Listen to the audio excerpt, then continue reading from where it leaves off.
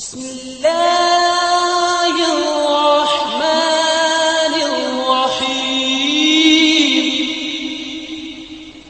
اللهم ارزق أمي بركة في عمرها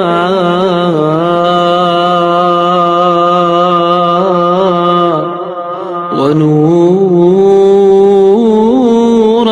في قلبها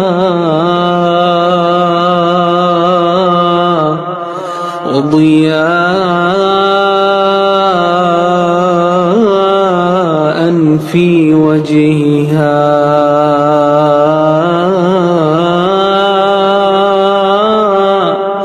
وسعة في رزقها ورضا في نفسها